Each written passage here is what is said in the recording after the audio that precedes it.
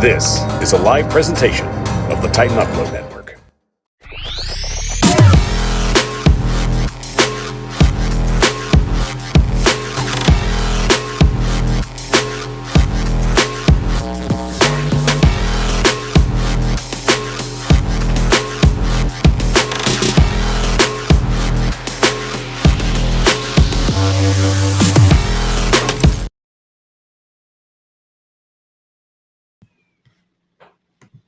The Power Hour is on the air, live streaming on YouTube, Facebook, Twitter, and Twitch.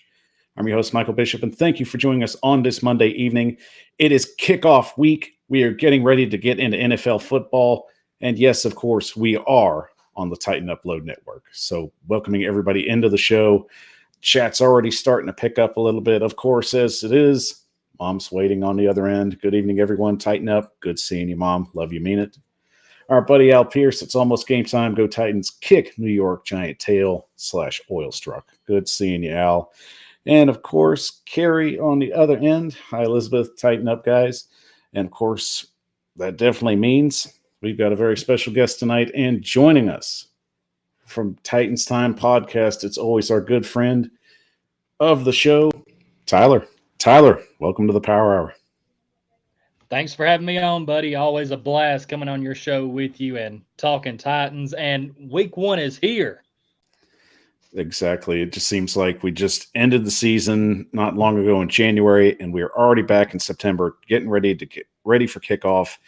So much football that's going to happen this weekend. But of course, we'll have the Thursday game on NBC and Peacock with the Buffalo Bills and the Los Angeles Rams. I almost said St. Louis, so my apologies there. But Tyler, yes, looking forward to that game. It seems like, I know you said it seems like the season just ended, but man, all these months leading up to it, I'm glad it's back.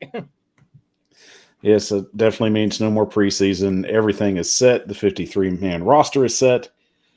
But unfortunately, we did have a little bit of spell of bad news, which we'll get into in a minute. But I definitely want to thank everybody for joining us in the show. It's starting to pile up in here, so very excited to get everybody in. And we'll get started with our top news as always. So I'm Michael Bishop. Welcome to the Power Hour. Let's get started. On our new little screen, let's go ahead and throw the top news up and get going. So unfortunately for Titan fans, we know we've already been struck with some bad news, and it is official here. Landry will be out with a torn ACL. Unfortunately, this is a season-ending injury, but it has been reported from Jim Wyatt today that he is on the injured reserve, but could potentially come back. It's slim, but there's a little ray of hope, Tyler. So where will we go with this? Man, So I have not seen that report yet, but yeah, this was definitely a kick that I did not want to see before the season. I'm thinking, man, we've made it through the preseason. Everything's going good. None of our top guys really got hurt. Titans have a practice, and then next day I see I'm actually at work down talking to some of the guys in the shop, and one of them comes over to me. He's like, Harold Landry tore his ACL. I was like, I just kind of laughed. I was like, yeah, that's a good one. You got me. And he was like, no. And he turned his phone around. And I was like, oh, well, I see we're picking up where we left off last year then. So, but I would say it's got to be a very slim chance for him to, have a chance of making it back. I mean, they would have to. It'd have to be a Super Bowl run. I mean, it'd have to, wouldn't it?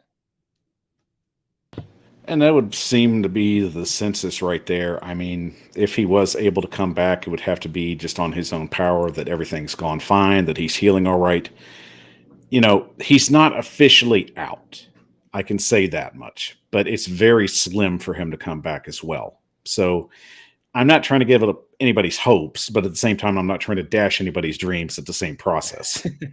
It's a very delicate situation. So I promise you all, if we hear any more about it, if there's anything that comes around, or if eventually Coach Vrabel feels that it's a better situation to shut him down for the year, then they'll go ahead and do that. probably going forward. But right now, as it is, he's not officially out for the season. It hasn't been reported that way, even though it is an ACL tear. But the thing is, as I said, he's basically going to be put upon the roster as inactive as much as they can. He is officially on the IR, but you have to remember with the IR now, there are certain steps that you can take to actually keep a player from eventually going out during the season, which we saw that firsthand with Adoree Jackson. So, Tyler, I think basically the biggest question is, do the Titans have enough depth at that position? Do they trust Rashad Weaver to actually pick up the pieces and potentially be the guy? I think they have to, and I think that as far as depth goes, that was one of the things heading into this season that I was excited about is the guys that they do have at that position to add the depth. Now, obviously, when one of your starters goes down, like then you start looking at that depth and it's like, okay, we're only a couple more injuries away. Hopefully they don't happen, but we're only a couple injuries away from being in a bad spot again. And one thing that gives me a little bit more hope is on the Titans. I saw where Teron Davenport tweeted this on the Titans unofficial depth chart. They actually have the outside linebackers listed as Bud Dupree and Danico Autry. So, if Autry is able to step into that outside linebacker role, then, I feel pretty good about our depth. And even with Rashad Weaver, we saw flashes last year in the preseason before he got hurt where he was just wreaking havoc. And then again this year in the preseason, it just seemed like every time you turned around, he was in the backfield, either blowing up a run, getting to the quarterback, and causing that pressure. So, like I said, I think they have enough depth, and I think Weaver can answer that call for sure. And great points you make there. I mean, really, they need a guy that's going to be disruptive on the offensive line and just cause pressure there. So I did get a chance to go back and watch a little bit of Weaver's film, especially in college. So I feel a little more confident going forward, especially knowing he's had a year of off NFL training to basically prepare his body and to get his mind right set and to be in the playbook. So I have confidence that he can step in and fill that role. I feel that Autry can step in and handle business on the edge if he has to, which was one of the best parts about him. The man's really a Swiss Army knife when it comes to the defensive line. So I guess to finish this one out, do you feel that the Titans could potentially make a move in free agency with some of these guys still looming if they don't feel confident enough with the depth that they have? So I would have to look and do a more or take a more in-depth look at the guys that are actually still out there in free agency that could fill this position if the Titans feel like they need to go that route. And I know they've signed another former Steeler. His name is escaping me right now. I don't know if you have that there or not. Um, I wish I did. Unfortunately, my notes just blew off my desk, so oh no. my apologies for that. Oh, hey, got to overcome adversity here. We're Um, trying. but yeah, I'm trying to think of who else is still out there. I don't know. We usually see the Titans, especially when it comes to this. They just really carry that next man up mentality, and when they feel uh, very strongly about players, like I feel like they're happy with what Weaver's done. Like you said, Autry is just a Swiss Army knife on that defensive line. And then, not to mention, you have Ola as well, who has come in and had flashes for him of, yeah, he's undersized, but it, he comes in and makes a splash. I just feel like there's enough pieces there that of guys that they trust that we probably won't see them make another big move in free agency as far as going out and picking up a guy for the edge. unless these guys just get hurt or if they just, I mean, I feel like they would have to very severely underperform expectations. And those expectations are definitely going to be on show when they face the New York Giants on Fox at 4:25 this upcoming Sunday. So we're definitely going to see what happens going forward there, but it's going to be a big hole to fill. But hopefully the defense is up to the task. Getting to a few of our comments before we move on. Carrie throwing some smiles to my mom. Our buddy Bryce Pratt's in the show. Bryce has been feeling a little under the weather, so hoping to get him feeling 100% better and back at it. Definitely got you in our thoughts, our prayers, and our reflections, Bryce. Please get better. Our buddy Lou Man's in the show. Shout out to Hello Big Mike and Power Peeps and Power Baby and Big Mike's mom. So Lou Man's definitely in here, so we're going to have a pretty good show. And of course, and as always, tighten up. Moving on to our next story, and it has been a pretty busy day, especially in the NFL news. As it appears, the Dallas Cowboys have locked himself up a new but old tackle. As it appears, Jason Peters has signed a contract for the Cowboys. He will man their offensive tackle position, which was left vacated after a devastating injury from Tyron Smith. So, Tyler, at this point, do you feel the Cowboys have enough depth at offensive line to keep Dak Prescott upright and potentially get Ezekiel Elliott moving in the right direction? Uh, I mean that's a good question. I haven't really dove into the Cowboys roster that much to see uh, how their line shakes up as far as depth, or how maybe their guys shake out as far as being able to, like, how versatile they are and being able to jump to different positions.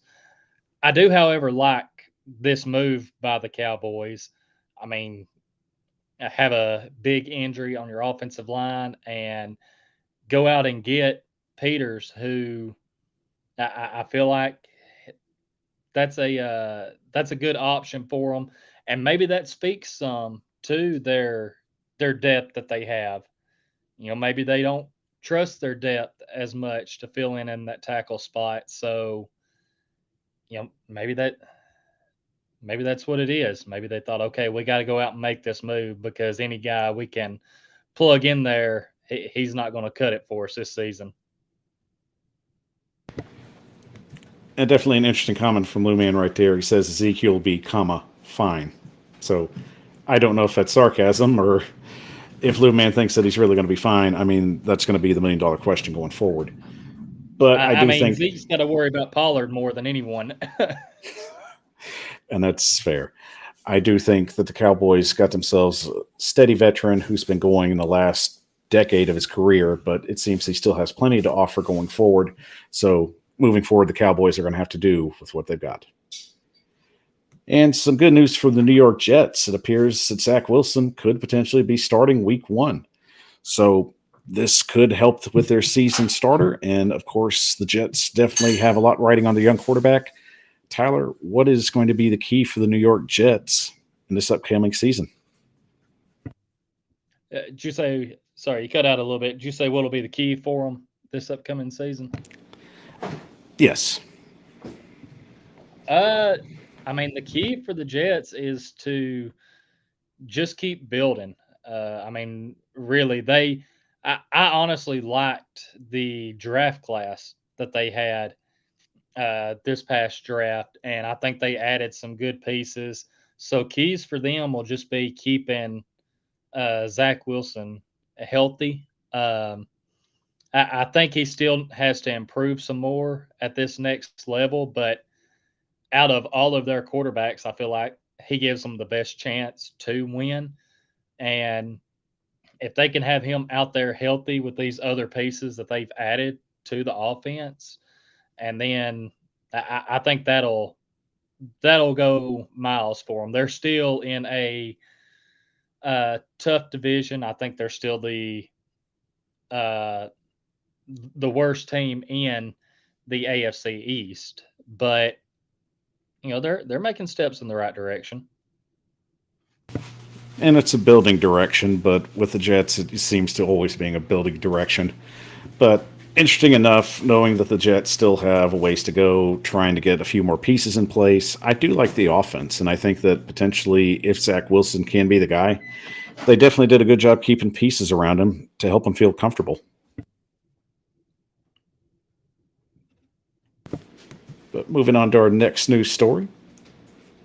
It would appear that the Washington Commanders have found a new assistant defensive coach, and that would be one of their own, as Ryan Kerrigan has been named for that position and will take on the responsibilities of that.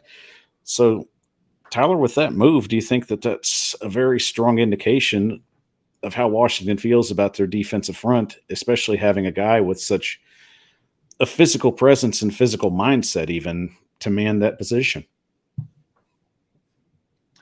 Yeah, I think they feel like putting Kerrigan uh, in that position, like in that spot, like you mentioned, he's a physical guy, played physical. So I think they know that they have a defensive front, a defensive line that can play that style of ball and try to dominate offensive lines. So they know the mindset that he's going to bring to it. So I feel like it's a good move by him.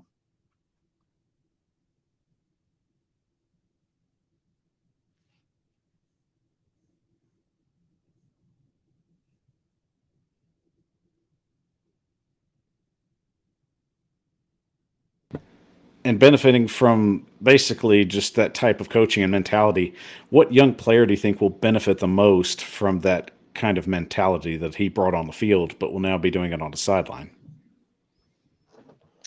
The young player that will benefit the most. I mean, I think as far as their defensive line goes, I mean, Chase Young is definitely the top guy. I think he's coming back from injury this year, if I'm remembering correct. Um, That's right. but I, I think Chase Young, just because he's a guy that was already starting to take over, and he already plays physical. So when you get a coach that knows the position as well as Kerrigan, I think that'll end up just taking Chase Young's game to the next level. And I definitely agree with that. I think Chase Young's a big part. I think Sweat, the young defensive lineman, will also benefit from that type of coaching. Hopefully, that Washington's defense continue to progress under his tutelage. Hopefully, they got a good one. And finally, to finish all off, guys, it's football season, and we've got a football game this Thursday, and it'll be the Buffalo Bills traveling to the Los Angeles Rams to take on the defending Super Bowl champions.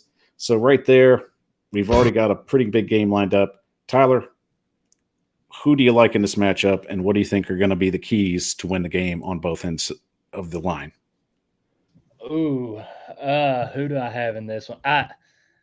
I'm just gonna go ahead and say that I have the Bills in this one, and the reason I have the Bills is because I have question marks about Stafford right now. Um, throughout the off season, he wasn't able to do much throwing of the football because of his elbow, and it's one of those things where even though he is a vet, we saw it with Ryan Tannehill last year. He wasn't able to have that connection and get timing down with some of his receivers that were hurt throughout the season. So now you take it to a quarterback that's been out most of the offseason. And while, yes, he's been there with them, established some of a connection, he still hasn't been working with them that much this offseason. So that timing could be off. Buffalo added Von Miller to their defense. They needed to be able to get after the quarterback more. They have a solid defense. Um, and I think that offense could potentially come out firing. Obviously, the Rams' defense is stout as well, but I don't know. This is really just a clash of the heavyweights, especially if Stafford is full go. Um, I'm going to say keys for both sides of the ball. Uh, for the Bills, for their offense, just let Josh Allen has to do Josh Allen things. He can beat you with his arm. He can beat you with his leg. Um, I think I feel like Ramsey will probably be on Diggs most of the game. So I think he needs to be going to Gabriel Davis quite a bit, and I think that'll open things up for him. Agreed. Defense, defense for the Bills. Find whatever way you can to slow down Cooper Kupp, because if you let that man get going, it's going to be a long night for your secondary. And for the Rams on offense, it's I would say it's quite the opposite. You want to get Cooper Kupp going, but I think you take advantage of your new target in Allen Robinson. Get him going. Kind of like what we saw with how they started the Super Bowl. Uh, they the Bengals were trying to take away Kupp, and Stafford was just going to Odell and taking advantage of that. So do this with your other top receiver. And for the defense, don't let Josh Allen extend plays, because if he extends plays, he's fixing to let that rocket arm go and just beat you for big chunks down the field. And great points. And of course, the $1,000,000 question I will ask as soon as I get to some of these comments. Lou Man says he's going to the Bills. Tighten Up Pratt says he likes the Rams. And shout out to our good buddy Ryan Harris, giving us both a shout out. Check out Ryan's podcast, the Jump Pass podcast. Always bringing out new episodes. Make sure you check that out on any platform that does podcasts. So, Tyler, the $1,000,000 question: who wins this game on Thursday night? Bills win. I'm not going to go with the blowout that Lou Man says, but I think the Bills get it, and I'm going to say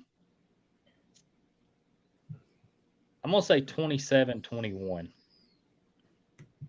Okay, I can see that, and I just saw Lou Man's comment 42-17, which that'd be a very interesting way to start the season, Lou Man. So we'll wait and see how that goes. Al Pierce saying Bills win this matchup, and on my end, the home team always comes out triumphant in these things, and I know the last time a home team lost was the Patriots when they played the Buccaneers, and that was at least a few years ago. So that was really a shock to everyone, and everybody started bracing up the questions: is Tom Brady and the Patriots done? So I'm going to have to go with the Rams on this one. I think the home team has the best advantage here, and I think the Rams are going to come out fresh and healthy. I do think, especially with question marks with Buffalo's secondary, especially with White probably missing this game, I would have to say that I like the Rams in this matchup the best. And that's a good point as well. I actually forgot about White possibly missing this game, so that could be a game changer for the Buffalo defense. But nevertheless, football is back on Thursday night on NBC and Peacock. So make sure you check that out, and don't forget it. Don't want you to miss out on any of the upcoming festivities this season. Getting to a couple of our comments that I didn't get a chance to look at, so my apologies, guys. We just get some of these conversations going. We just got to make sure that we get to your comments, too. That's what matters. Interaction's key here. Blue Man says he likes that running back. I can't remember which running back we were talking about, so my apologies. May have been Pollard. Okay, that probably was right, but I definitely like Pollard as well. Blue Man says Washington beats Jacksonville. I believe they might make a run. And a lot of people do think that, Lou. I mean, I wouldn't be surprised if that was the case. So, I mean, a lot of people really think that Washington's going to give Philadelphia a run for its money this year, but You never know. That's part of the fun of football. Speaking of that kind of fun, Tyler, we got some predictions to get to, and I know you're eager to get to them. So, starting out, we're going to go with the home team. We'll go with the Tennessee Titans first to start everything out. We'll break down all 17 games, what we think is going to happen, and where they will finish. And could there be potentially a third division title, 3 in a row? We'll check that out when we come back after 30 seconds. I'm Mike.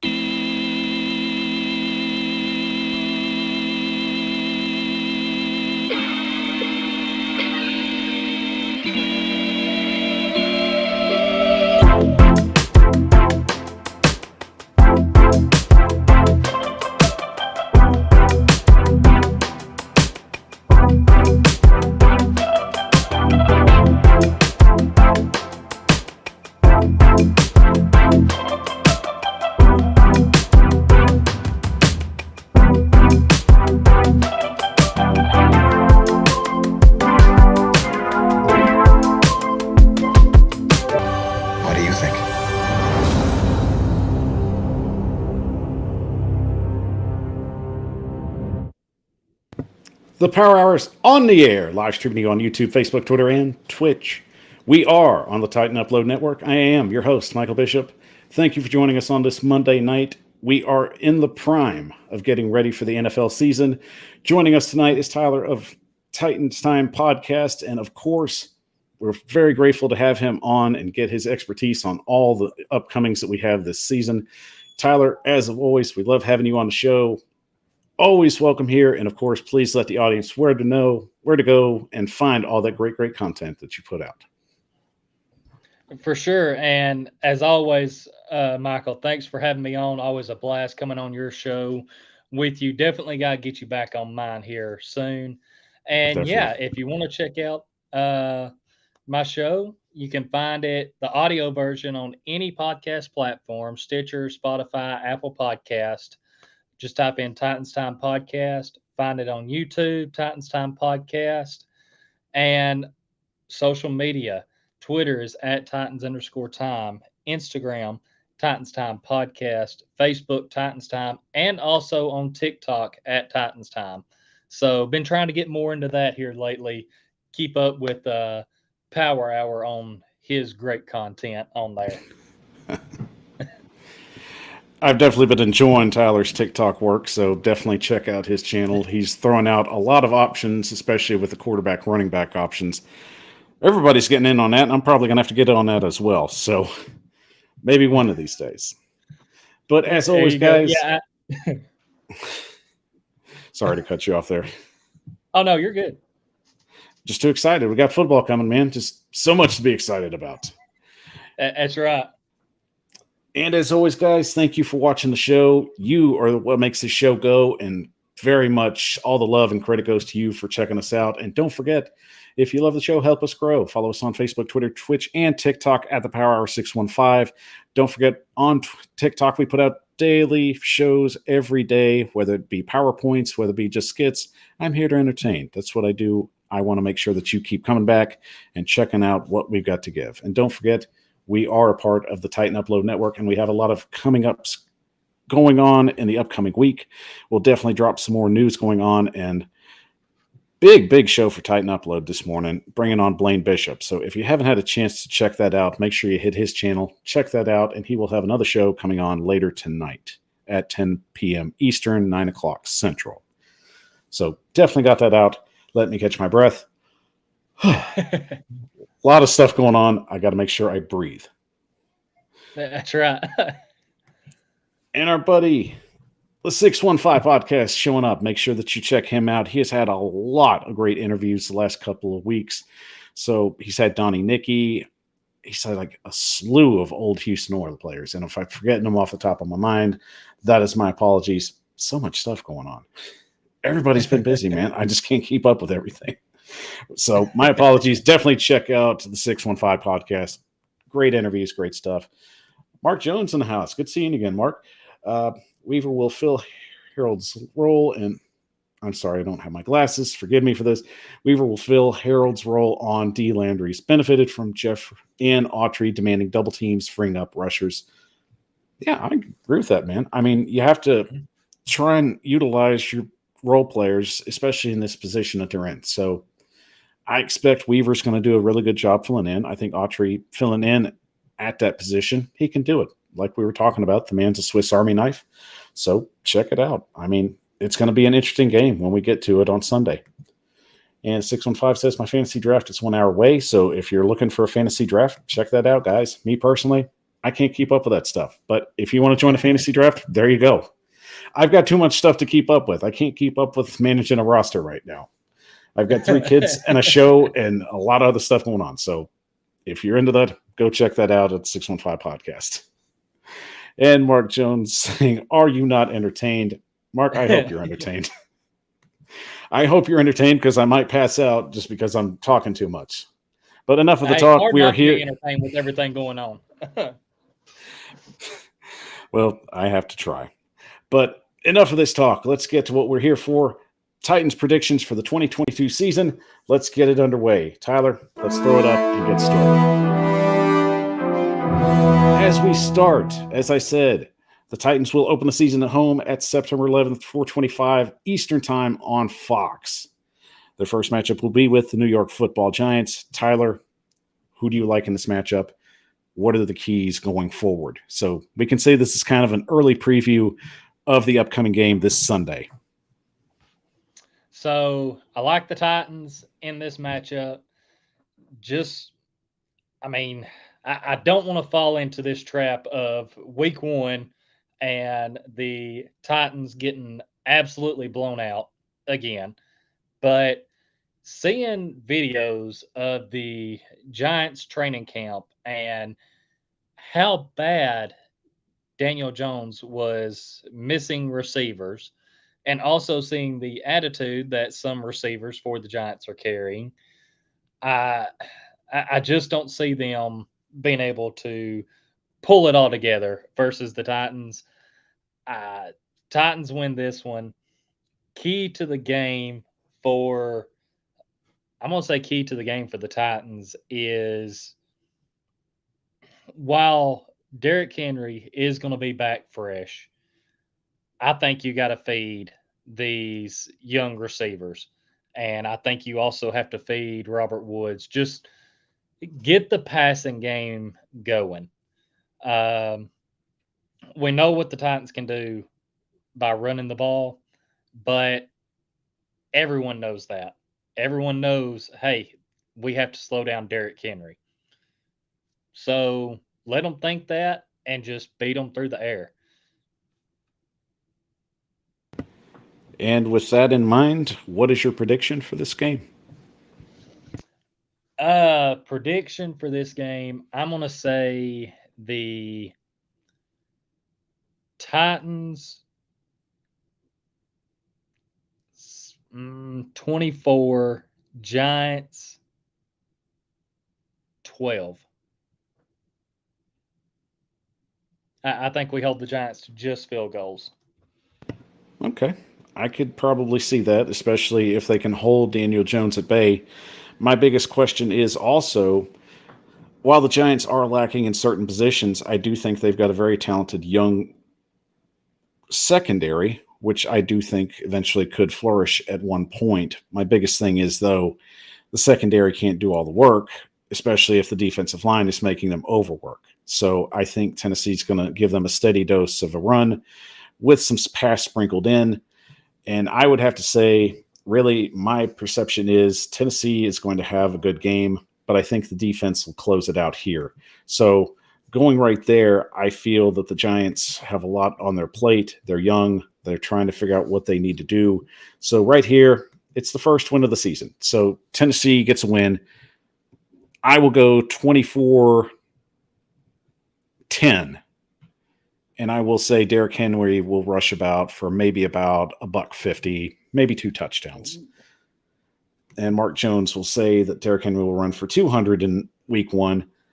And he also says pass to open up the run, which I do think they will. 615 says 34-10. Al Pierce says run it up. Herman, leave no doubt. Love the Remember the Titans reference. And Mark Jones also says, I think the defense will make a statement in week 1 and shut out the Giants 31-0. I love it. Delivering a goose egg. So pretty interesting. Yeah. So right there, Tennessee gets their first win of the season, and it opens up a huge matchup on Monday night, September 19th at 7:15. On the road, the Tennessee Titans will face their first true test and on the road as well with the Buffalo Bills. So, Tyler, right here we know is going to be a big statement game. So, what is going to happen with the Titans in order to get ready for this game? Man, this one, ever since the schedule come out, this has been one that I've been looking at, and I'm like, you know, this is a game that Vrabel really sets his guys down, even if it's early in the season, and he's like, all right, you hear what all them out there are saying? They don't believe we can win this. But I know, I trust all of y'all in here. I know what y'all can do. Let's go out there and get this game going, put this game plan together, smack them in the mouth. With all that being said, though, my opinion on this, I think this may be the year that Buffalo gets them in one of these primetime games. Last 2 years, the Titans, 2 years ago, they embarrassed the Bills. Last year, Jeffrey Simmons told Josh Allen to sit down. You're not going anywhere. And I, I just think the Bills get them this time up in Buffalo. And what's your score prediction? Score prediction: I am going to keep it close, and I'm going to say 28-24 Bills.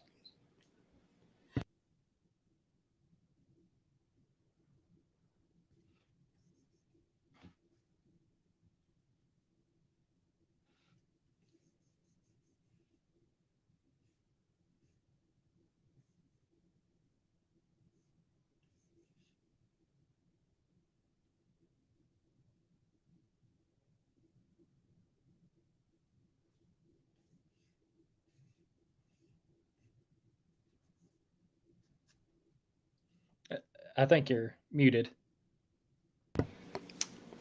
These bugs are just killing me. Oh, As I was saying, I feel that the Buffalo Bills, this will be their year. Like you were saying, I feel in certain ways this Tennessee Titans team has been just a roadblock for them. And fortunately, they'll find a way to get through it, especially with the additional pieces that they picked up in the offseason. So I like Buffalo here, 31-28. So close game, but unfortunately, Buffalo gets the win. But it does set up an interesting narrative for heading into the next week. So looking at the chat from what everybody's saying, Billy Bills win again. Mark Jones says Derrick Henry will be throwing bills like he's at the strip club, which he could. I think he could have a good game, but the thing is, I think Buffalo's defense is really going to do their best to try and force Tennessee to pass. Al says this might be the game that we lose, that we might feel the loss of Landry. I see us winning with a last-second field goal, and that's a good point, Al. I mean, we're really going to see how well this team's going to be tested with the run. So that will set up an interesting narrative. But coming back home on September 25th, 1 p.m. Eastern on Fox, the Tennessee Titans will face another pretty tough test with the daunting task of handling the Las Vegas Raiders. So, Tyler, right now, what do you think is the key here for this game, especially with the newly addition of Devontae Adams and the return of Josh McDaniels at the coaching position?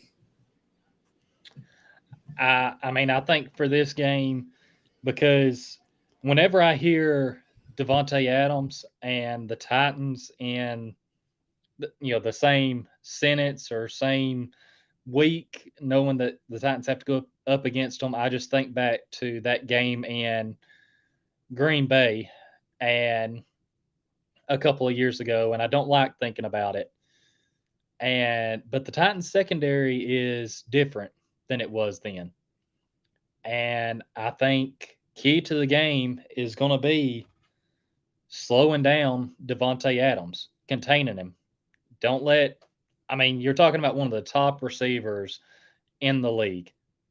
Don't let him take over the game. Don't let Carr, just keep feeding him the ball. Slow that connection down. And I'll go ahead and give my prediction on this. I think the Titans find a way to rebound from the loss to the Bills. They beat the Raiders, and I'm going to go with a score of 27 to 21. All right, I could see that. Get into a few of our comments before I give my breakdown. Bow Wow says Tennessee will be sorry this year. Oh. Lou Man 7 says Raiders drive the car to the winner's circle. Al Pierce says Farley has the speed to keep up with Adams, and that's a good point, Al. But what I see here is I'm not really worried about Adams. I'm worried about Josh McDaniels. And not in the sense where you think I should be worried about Josh McDaniels. Josh McDaniels, to me, is just an enigma of why he has a head coaching job again, especially coming out for the fact that he said he was cheating. So let's just kind of get that out on the table. So really, it's going to be up to him to utilize his talent, and I don't know what it is. It's just I don't think he can. Let's just face it. The Bill Belichick tree is just rotted. It's pretty on the outside, but it's rotten on the inside, and it just reeks of just tree rot. So right here, I feel the Titans get a big bounce back game here.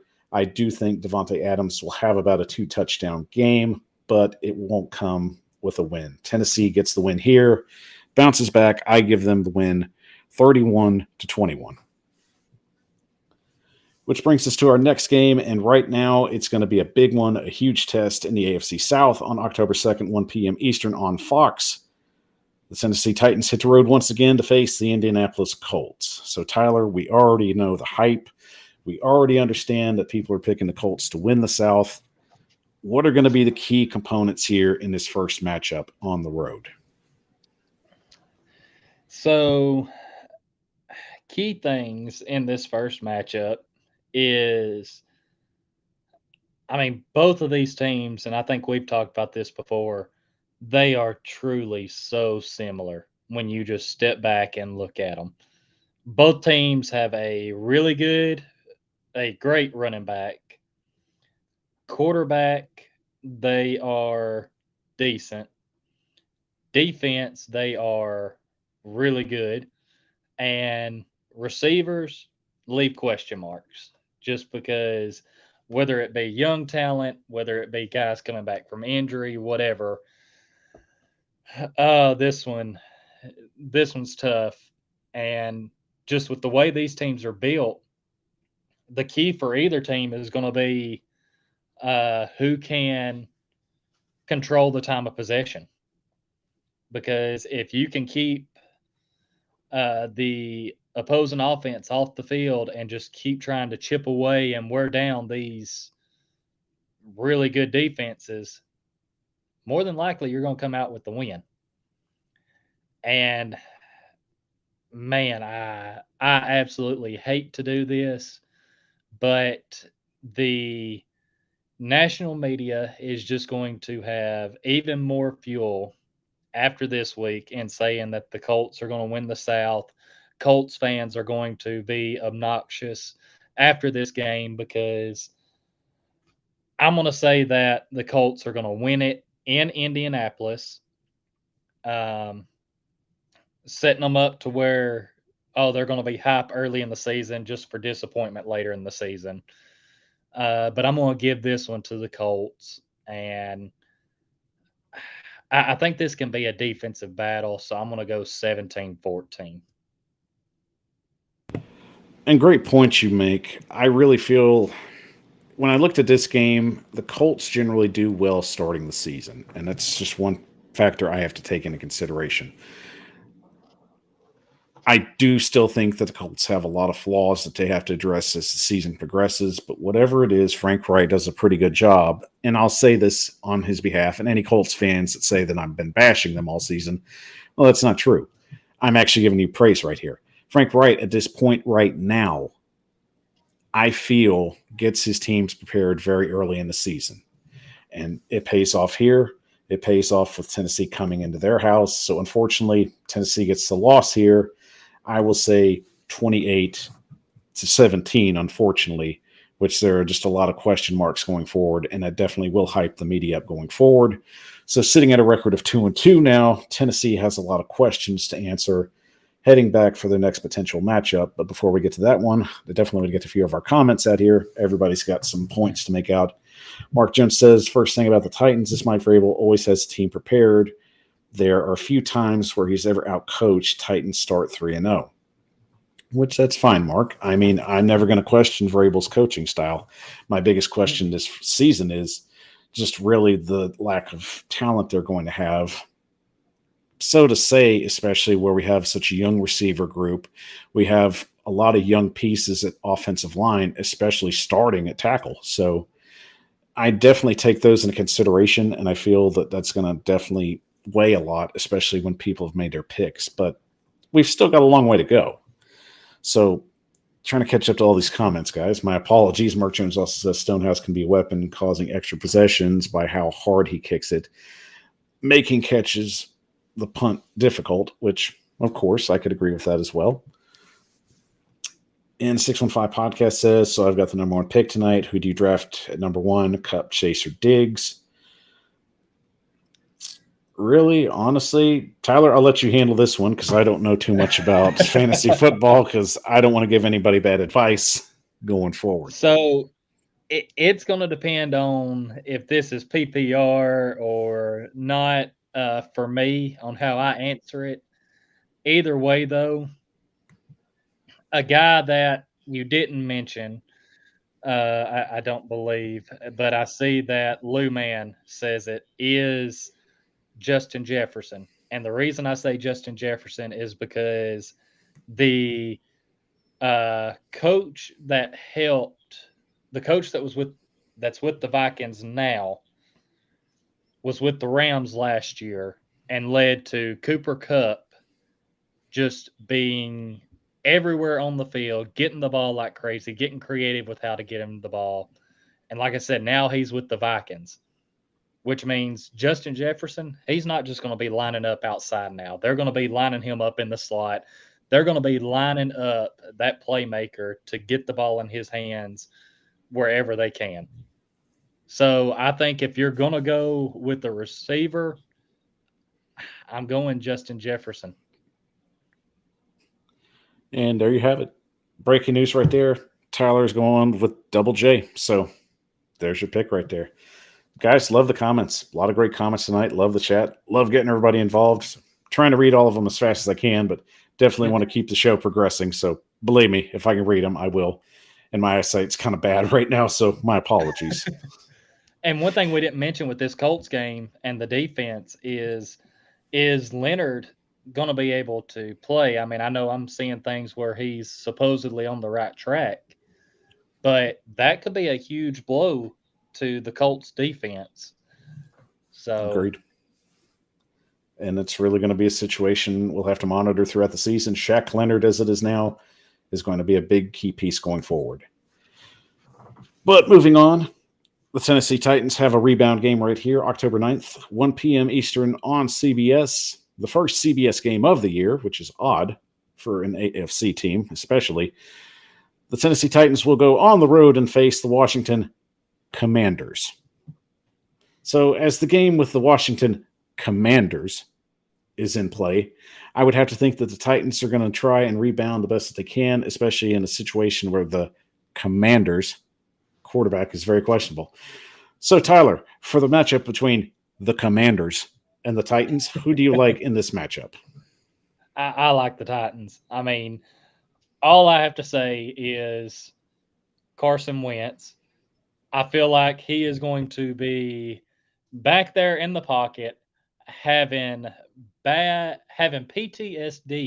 from facing this Titans defensive line last year twice, and just having to try and run for his life. Um, you mentioned it. You said looking for a rebound, and I think this is the rebound game. Um, I'm going to have them beating Washington. Um, man, I always try and put a lot of thought into these scores, and I always feel bad when they're close. But I'm going to go with 24-14. Okay. Getting to a few more of our comments. Of course, Mark Jones says, I think the Titans wide receivers and tight ends will be good. Burks and Tannehill will connect early and often. And I agree with you that on that, Mark. I mean, really, they've had great, they've had a great relationship that they've been building during camp. And I feel that we're definitely going to see a lot of what Burks is going to bring to the table once the games start rearing up. And like I've said, for years, with the lack of contact and the lack of what they can do in training camps and even in just regular practices now, most NFL teams really don't get up to speed till about week 4, week 5. So teams that are generally good start out slow, and teams that are generally bad start out fast and good. So it's a trend that starts reverting back to normalcy. And then once that happens, you're like, oh, okay. It makes sense now. But my prediction for this game, I definitely see just the Tennessee Titans bouncing back pretty good from this. I could see a potential 28-9 score. I feel the defense will have a field day against Carson Wentz. There's a lot of question marks there, and I just think Washington just isn't going to show up today. And if you go to the game, please stay away from the plumbing under the seating. I promise you, you don't want no part of that. I don't want to see anybody on a meme. So just avoid it. And of course, after a bye week, which we get early, which not a fan of, but we'll deal with it while we can. But I'll get back to that thought after I get some of these thoughts. Ty Pratt says the Titans will win it. Mark Jones, our buddy, says, how early do you think we will see any Malik packages? And Mark, I'll get back to you on that in just a moment after I finish this thought with the Colts, because I do have a few thoughts on that, and I know Tyler does as well.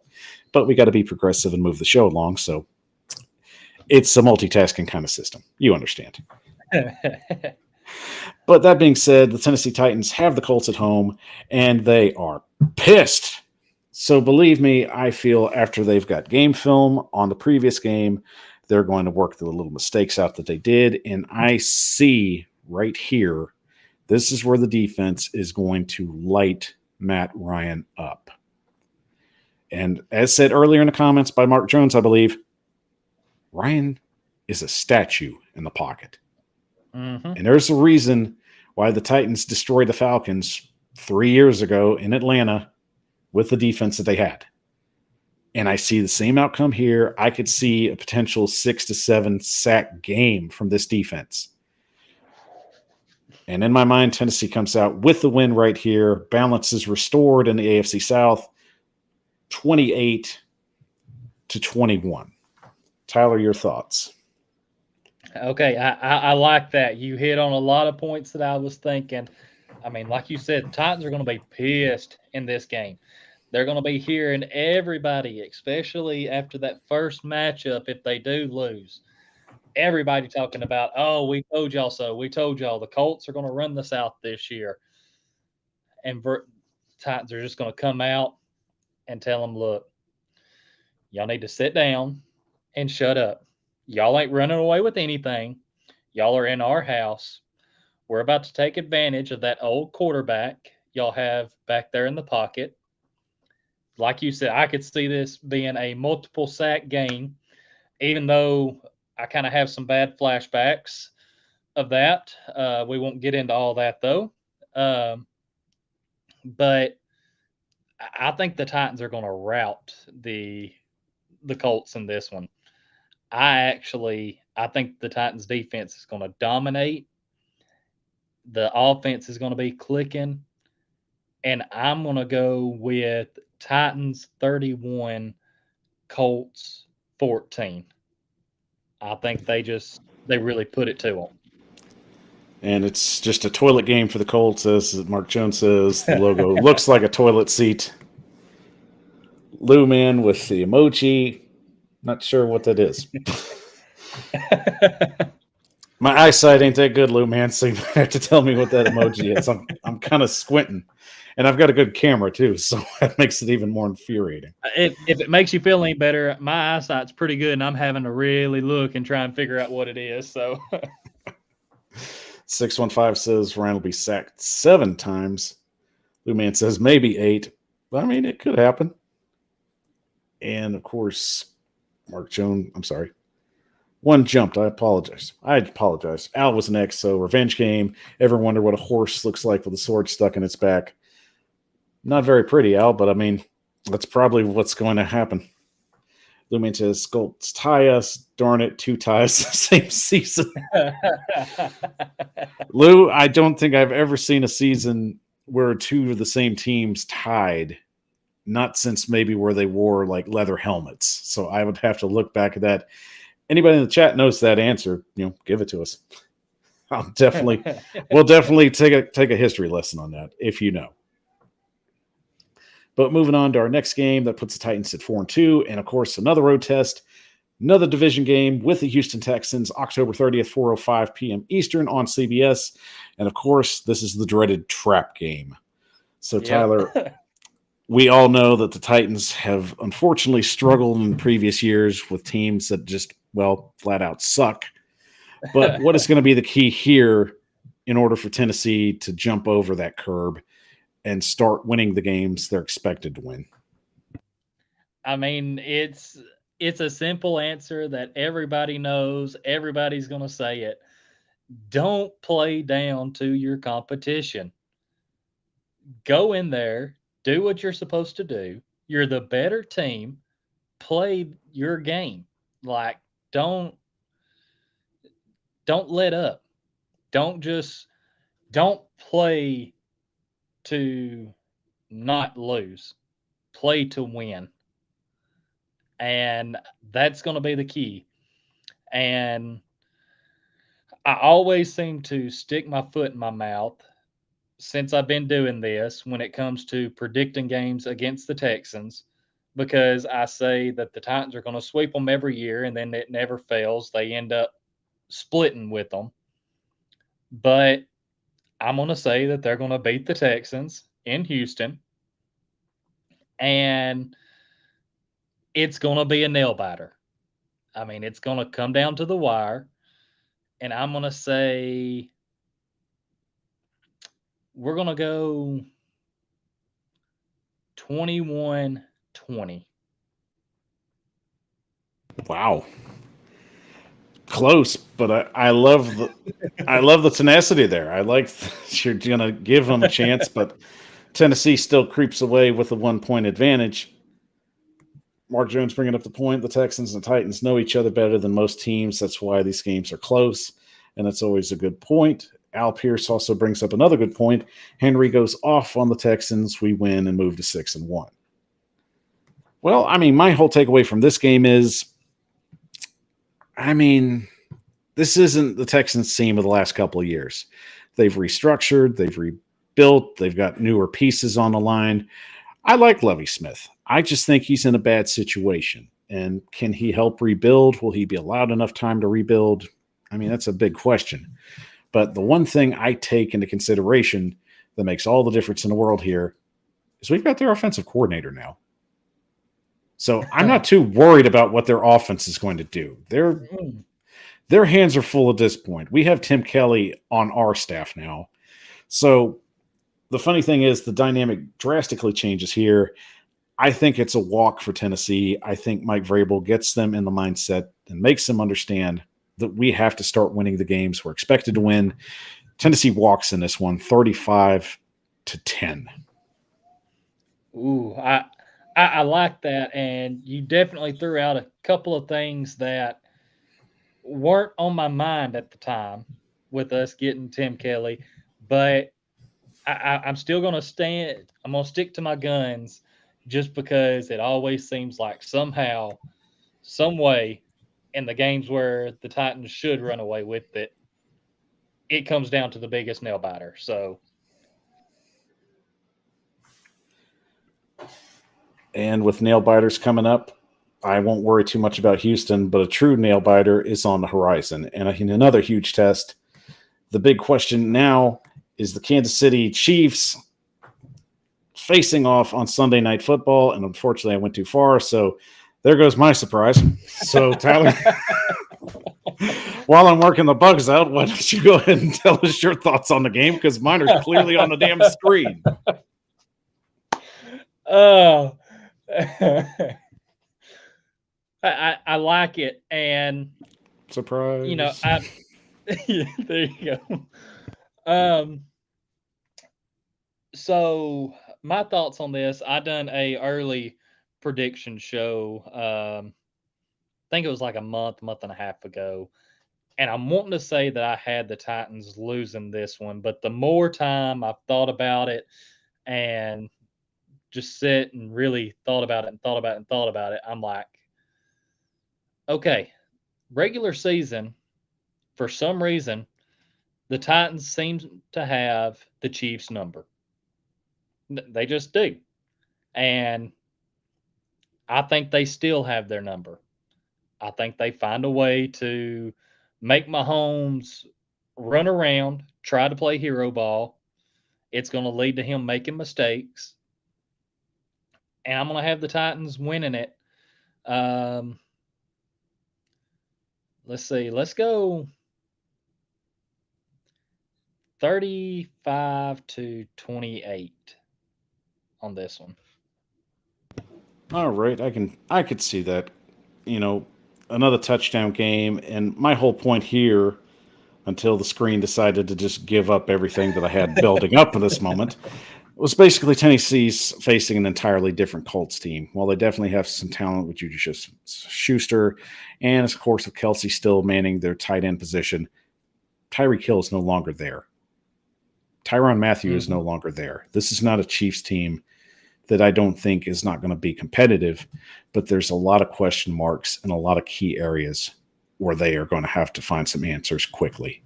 So Tennessee, I feel here, gets a big road win and marches down to another game, which is huge. And of course, our buddy Bryce Pratt will be at, and definitely shout out to him.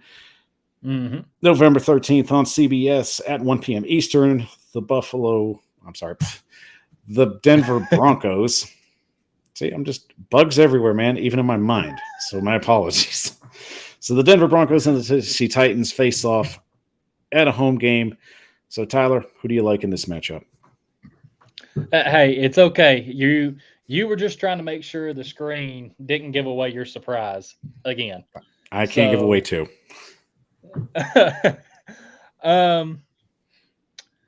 This game, I'm trying to remember back to when we've talked before about what team in the AFC West that I had underperforming.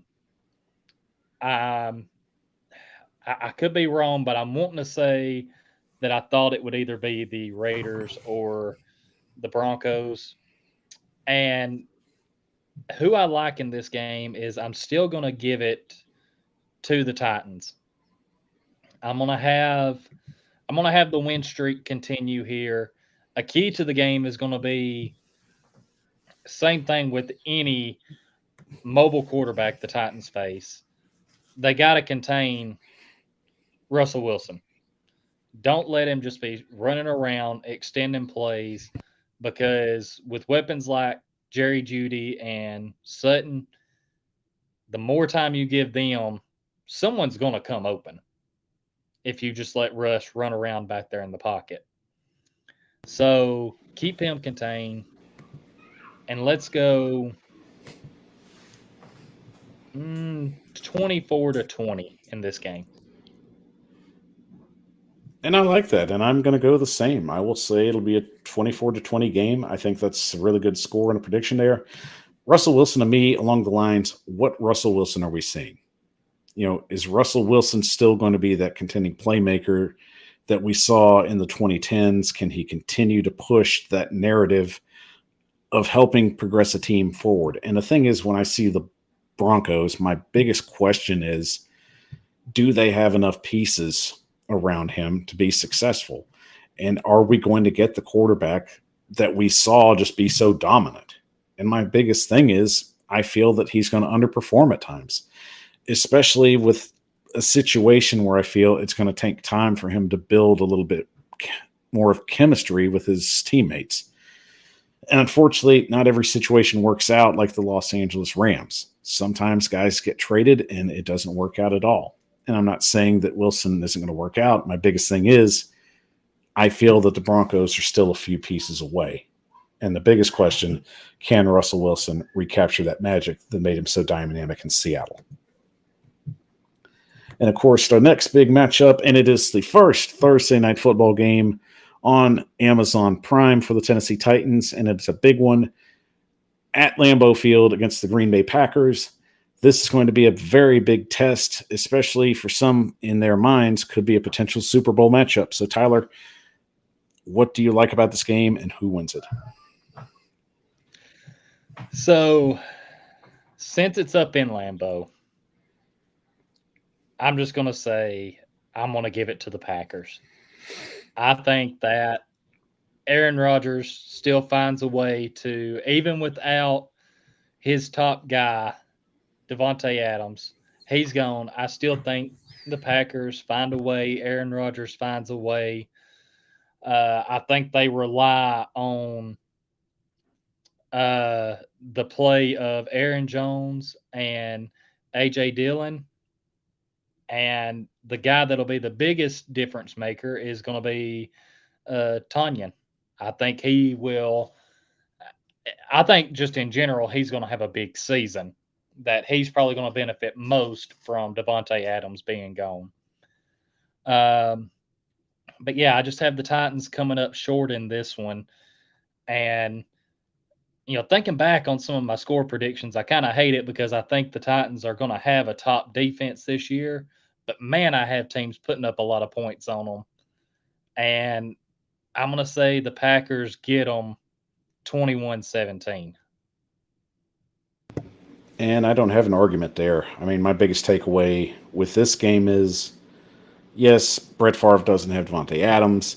Yes, the defense is going to be better, but I still think that there's some questions on the defensive line. My biggest thing is weather.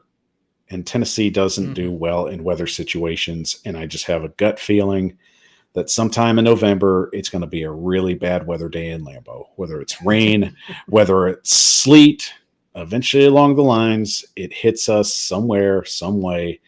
And I just don't like that feeling right there. So I definitely have Tennessee losing this one on Lambeau Field. But unfortunately, with that being said, I will have it at a score about 31-21. So Tennessee needs to find a bounce back and quick, because now the Bengals are coming to Nashville on November 27th at 1 p.m. on CBS. And the biggest thing right here, the Bengals have had our number for the last couple of years, Tyler. So what's it going to take to actually put them away? We already have everything that it's going to take to put them away this year. And that is the fact of how the last time we faced them went in that playoff game, and how some of them were running their mouth after that game. I can guarantee you every Titans player that was here for that playoff game has this game circled on the schedule. And they're like, we're taking care of business this time. That defense knows, hey, we got to Joe Burrow 9 times. We're going to do more to make sure this game is no question on who's winning it.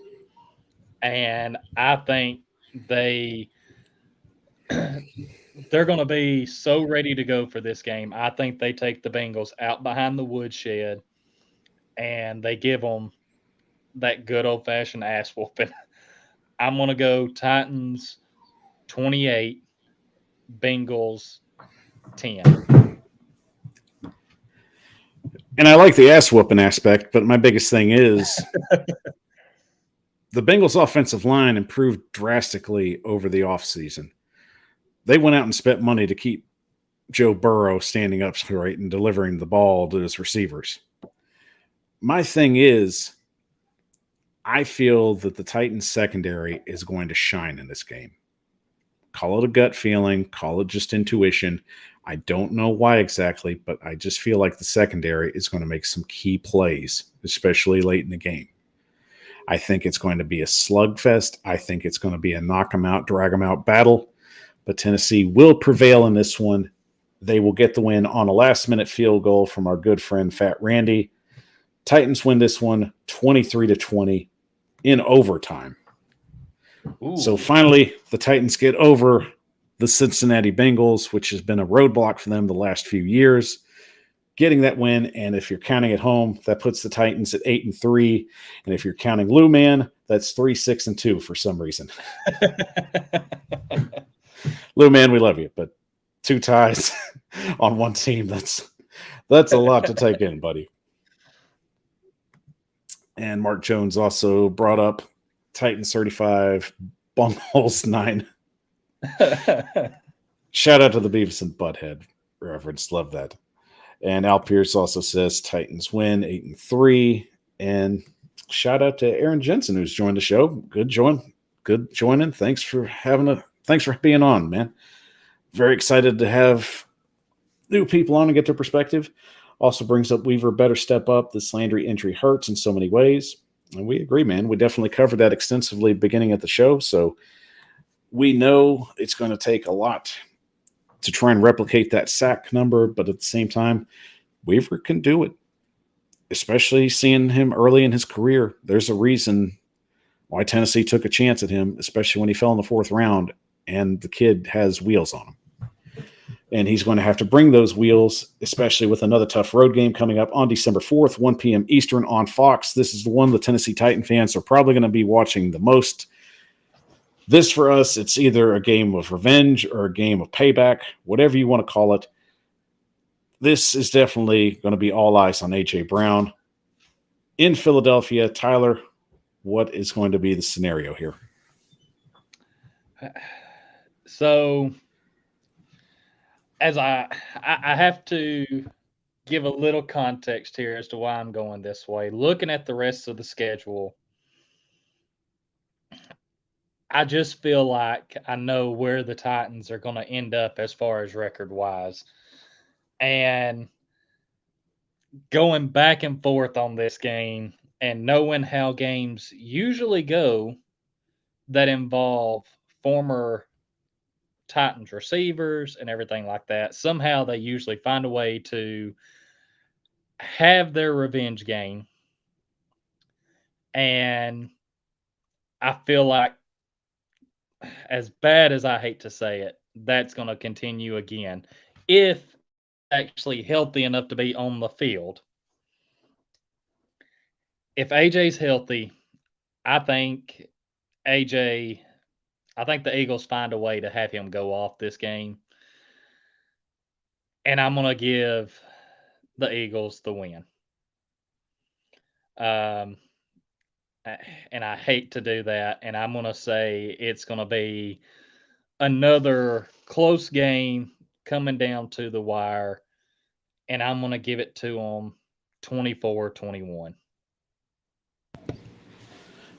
And I could understand that. Get to a few comments before I get my prediction. Mark Jones, 11-0, and says 20 sacks this season for Weaver. Love the enthusiasm. Aaron Jensen also says, can he also cover? And yes, Weaver's got some talent on him. He could be a very Swiss Army knife kind of player if he wanted to. Al Pierce says Eagles are not that good. Control AJ from going off on us. We win and move to 9-3. Excuse me. I love it. Mark Jones says, I'm a believer. Put that on a good t-shirt. Mark, you need to trademark that. Like I am telling you as a friend of the show, trademark that. That is like gold. Aaron Jensen brings up 38 did it all. Elite talent. Scary. I have faith, though. I bleed two-tone blue. Lou Man, of course, with his predictions going to 4-6-2. Mark Jones, Traylon Burks, 3 touchdowns in this game. And my whole take in this one, it's another weather game for me. Philadelphia is just wretched in the months of December, and wretched weather come with it. So I take this as another weather game, and that's really the biggest reason why I see Tennessee not getting this one. I feel like, yes, Jalen Hurts has a lot of questions there. I do think Philadelphia's defense is good. I do think the Titans put up a fist fight here, but I see a low-scoring affair here. And I'll even say Philly gets this one by a score of 13-10. I think the weather is a big factor here, and I have to factor in weather this year, guys, because generally somewhere in the upper northeast, there's always bad weather sometime in between November and December and January. Philadelphia is a prime suspect of that, and that's the biggest reason you have a low-scoring affair here. But that's a bounce-back game in December 11th on 1 p.m. Eastern on CBS. The Jacksonville Jaguars, I believe, are a home game. I don't see an away sign, so, well, I gave that one away too. So the Titans bounce back in that one. But, Tyler, what's your take on this one, since the computer just keeps wanting to jump ahead of me? Well, hey, lucky for you, it's still going to be a surprise for me because I was looking down at the schedule to see that it was a home game. So you can still surprise me with whatever you have there. But right quick before I get to my thoughts, I have to go back to Mark's comment about Weaver 20 sacks this season. If Weaver gets 20 sacks this season, then the Titans almost have to consider, okay, do we have to have this much money tied up in both sides of the outside linebacker with Dupree and Landry? Because if Weaver gets 20 sacks, then you're going to want him out there starting next year. But now coming back to this Jaguars game, this is going to be, I mean, there's change in Jacksonville. No longer under Urban Meyer. But we know how Derrick Henry feels about the Jaguars. Agreed. And I think Henry goes off this game. I think we see possibly another, just for his career, another 200-yard game. And I'm going to say the Titans win 27-17.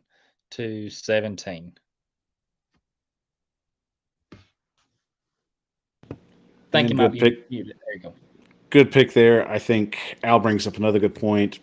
Could be a trap game, but unfortunately, the Jaguars still need to continue to build through the draft and free agency. I do think Trevor Lawrence will improve, and with Doug Peterson, will be a better quarterback. But unfortunately, Tennessee continues to have the Jaguars' numbers. I think Henry does have a big game, potentially with maybe 3 touchdowns. I like the Titans in this one, 34-14. Get to these last few games, guys, because I know you probably want to watch some college football, so bear with us. We'll get through this. And, of course, another huge test on the road at the Los Angeles Chargers in SoFi Stadium, December 18th, 4:25 Eastern Time on CBS. Tyler, a lot of people have the Chargers as a Super Bowl favorite, but I, on the other hand, am very, very sus on their situation. So, that being said, how do you feel that this game is going to go? So, with this game, because always with the Titans over the last couple of years, as you mentioned earlier, teams that they should beat easily, they seem to struggle with, and teams that a lot of people say, oh, they won't be able to compete with this team, they find a way to beat them. I am a little bit more high on the Chargers than you are this year. I think they have all the pieces that they can need um, to take, especially that next step. And I'm going to have the Chargers pulling this one out in a back and forth game. And I think it's going to come down to a last second field goal, and I'm going to give it to the Chargers 31-28.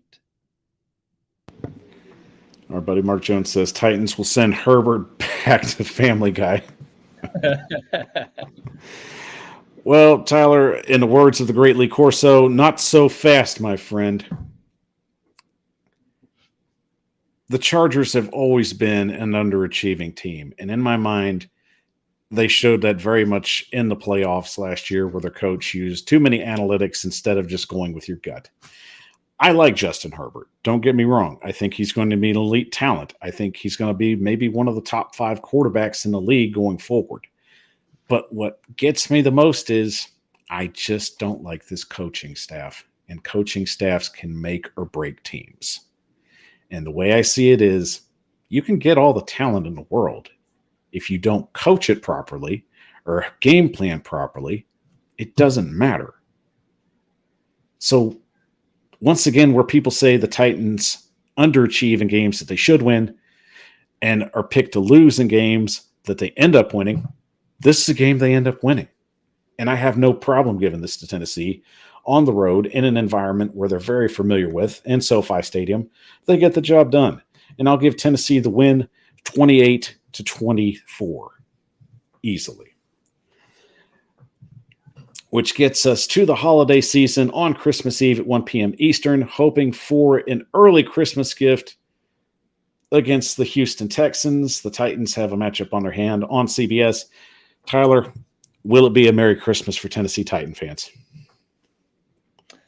If the weather stays nice, yes, it will. I think if the weather's bad, we possibly see a repeat of last year. But I'm going to give it to the Titans against the Texans. I think they do sweep them again. And I'm going to say 31-10 Titans. And Lou, man, my apologies if the stream is messing up. I hope everybody's good on our end. But good pick there, and I definitely see a very Merry Christmas for Titan fans. I think that the weather will be decent, and I think Tennessee gets the job done. And I'm more than happy to hand them the win here along the lines of it being a 28-17 win. I think the Titans have a very good day for Derrick Henry, and we might even see some potential packages for Malik Willis coming out in this game. So I would keep my eyes open on that. Al Pierce bringing up the ho, ho, ho, Merry Christmas. And once again, the computer has bit me on the ass. So there you go. Another spoiled game. Tyler, I'll let you take it. Hey, we win Thursday Night Football. So here. There you go. I'm going to agree with you here because I think towards the end of the season, the Cowboys start falling apart. I feel like, they'll probably start the season off pretty good. But by the time we get to the Thursday Night Football matchup with them and the Titans, I think the Titans are just too much for them to overcome. And I'm going to say final score will be 24-17.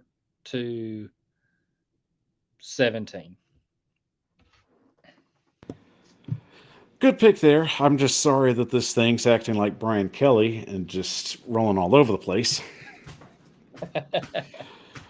But offensive line's the big issue here for me with Dallas. I just don't think their offensive line is going to get the job done. I think they're going to have a decent season, but unfortunately against the Titans defense, I just don't think they're going to be able to match that kind of power. And I think that's the difference there. Tennessee gets a win here. I'll give it 27-20. And to finish off this puppy, the final game of the season, January 8th, at the Jacksonville Jaguars, 1 p.m. Eastern on CBS. Last game of the year, Tyler. Are they going to rest guys? They're comfortably in the playoffs at this point. So I would have to say that could be a potential idea, but what would you think happens? So I think at this point, they just with how the AFC is, I think they're still potentially fighting for a 1 seed. Um, I think that it's I don't see them resting guys unless they get out to an early lead and just take over. So then I could see them resting guys in the second half. So I think the starters are out there and that they end up finishing the regular season off with a win in Jacksonville. And I'm going to say 23 to 20. And I agree with that. I think Tennessee's going to get some guys some playing time, and eventually we'll see guys start resting. You could even potentially see Malik Willis make an appearance and finish out this game. But I like that Tennessee is heading into this game with aspirations of some high seeding, but I don't think it's going to play out the way that you would want it to play out because in my edition, Tennessee is far away from locking up a 1 seed. But the good news is they get the win, which I will say 27-13, and the Titans finish the season 13-4 with the AFC South under their belt, and they finish at the 3 seed. Oh wow, the 3 seed at 13-4. And I know you have a lot of questions there, and fortunately, I do have some answers because I know the show's been running a little long, but it's a prediction show. So I'm sorry if y'all had other plans, but hey, you chose to be here, and I appreciate that. Tyler appreciates that. But hey, it's all good. But I promise you, we're going to take a quick 30-second break, and when we come back, we're going to do this as fast as we can because I know you guys have been patient. We're going to get the official NFL 2022 schedule locked up. We're going to show you who our playoff picks are and who will win the Super Bowl this year in Arizona. So I'm Michael Bishop with the Power Hour, and we'll be back in 30 seconds. What's on the Titan Upload Network? Why, some of the best live streaming interactive shows giving you Tennessee Titans and NFL highlights and information throughout the week. It's important to us to make sure that you have a great viewing experience and get all the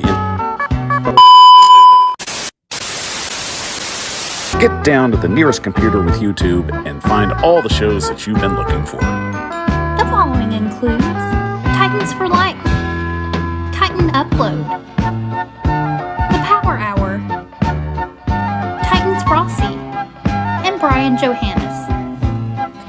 Watch them today. Exclusively on the Titan Upload Network. The Power Hour is on the air, live streaming to you on YouTube, Facebook, Twitter, and Twitch. I'm your host, Michael Bishop, and thank you for joining us on this Monday evening. Yes, it's the Power Hour in 30 minutes so far, but we've got a lot to cover, and we're going to get through the last little bit as fast as we can, guys. So thank you for enjoying the show tonight and watching. But hey, you know, these predictions, we definitely want to give you all the insight and especially just information that you need for this upcoming season. So we're very happy to do that for you. And almost have to mention, couldn't have done this without our good friend Tyler from Titans Time Podcast. So Tyler, once again, thank you for giving your time on the show tonight. Thanks for having me again. Like I've said several times, always a blast. And man, I've had fun on this show, and I can't wait to see who. I mean, you have me with a lot of questions here. If the Titans are 13-4 and they're the 3 seed, man, I'm ready to see who you have as the top 2 seeds because I'm looking at it as I have the Titans 12-5 and possibly competing for a 1 seed there. So I'm ready to see how this breaks down. Well, I'm going to tell you right now, you're going to have a lot of really good teams and a lot of bad teams. So let's not waste another minute, guys. Thank you for being patient with us. So we'll get this going and show our 2022 NFL predictions as fast as we can because I know you guys have a lot going on tomorrow. Definitely want you to enjoy your Labor Day as well. So starting out in the NFC East, for the 2022 NFL season, I have it finishing like this. The Eagles, in my opinion, I think the defense is the key here. I think A.J. Brown will make a difference, especially with Jalen Hurts. So I could see them getting 12-5 right there. However, on the other end, I feel Dallas, without a superior offensive line, they will struggle. I think the defense is good enough to help bail them out. But unfortunately, the offense is going to give away a few games on that end. And with Washington, we don't buy the Carson Wentz deal. So 7-10 seemed awfully, awfully fair. And even with the Giants, with just so much disrespect for Daniel Jones, I think Brian Dable gets a little bit out of him. But the Giants are definitely going to be looking for a quarterback next year. So, Tyler, your thoughts on the NFC East? I think you have it pretty much mapped out correctly. I think if Dallas didn't have the offensive line trouble right now, I would probably have them as the NFC East winner. But with the questions at offensive line there, I think the Eagles running away with it. You mentioned them adding A.J. Brown. I do think it makes a difference with him and Hurts being best friends. And, I mean, they're going to have that chemistry. It's going to come naturally to them. So I think that helps out a lot. So right there, I think basically there's your selling point there. I think the Eagles are the cream of the crop. The NFC East will go to the Philadelphia Eagles. Then we move on to the NFC North, and I have a huge surprise here. I do think the Packers being dominant like they are. I think even with Aaron Rodgers having players that aren't up to the skill level of Devontae Adams, they can still easily win 13 games. I like their defense this year, but the Minnesota Vikings, to me, are really an intriguing team. I think with the addition of, once again, another coach from the Sean McVay tree, I think he's able to get them over that curb. I think Minnesota is capable of winning 10 games this year with a very stacked offensive wide receiver room, and Kirk Cousins is definitely going to take advantage of it. And an aged defense with a little bit of experience doesn't hurt. The Lions, I think, bounce back with 6 games. I think it's a big improvement for them, and I think they're going to be some hard-fought games, as well as finishing out with Chicago is just a dumpster fire at this point. Justin Fields needs help, and he has nothing. So I agree with the bottom part of your NFC North, but I don't know. I feel like losing Devontae Adams is going to make a huge difference for the Packers offense. I do really like their defense, but I'm actually going to switch around the Packers and the Vikings. And this is crazy for me to even hear myself say, but I think the Vikings win the NFC North. I think that both the Packers and the Vikings finish 11-6, but the Vikings get the tiebreaker to go over them there. So, and both teams, I think, still make the playoffs. Okay, I can dig that. That's definitely a neck-and-neck battle. That's very much potential. Lou Man says NFL got left at about strength of schedule. See who laughs last. Well, hopefully it's the team that performs the best, Lou Man. So maybe it's our team. Maybe it's another team. Who knows? But moving on to the South, this one definitely was a little bit more challenging. I didn't really feel that strong about Brady having 14 wins, but I do think their defense is good enough to help him out this season. And even without Gronk, I still feel, Mike Evans, I think with Godwin coming back for a full year, I think they're going to be in some tight battles, but I still think I would go that that's their ceiling. Along with the Saints, people say that they're going to be a breakout team this year. Jameis Winston just doesn't sell it for me. Jameis Winston's an average quarterback that just has never broken over being average. So I think that's the difference there. I think New Orleans is going to have to be shopping for a quarterback next year. And Carolina and the Falcons right now are just pretty much the bottom of the heap. I don't believe in the quarterbacks. I just don't think they have enough talent around them to be sustainable and even competitive. So my thoughts on the South. I'm like you. I don't really feel that strong about Brady and the Bucks getting 14 wins, and I haven't really looked at their schedule that much, but they've also taken hits at the offensive line position. And even with all the weapons that they have, you can't deny Tom Brady's getting older. Yes, he's still a great quarterback, but even he's come out and said, I'm 45. I got a lot of shit going on. So I'm going to bump the Buccaneers down to about 12 wins.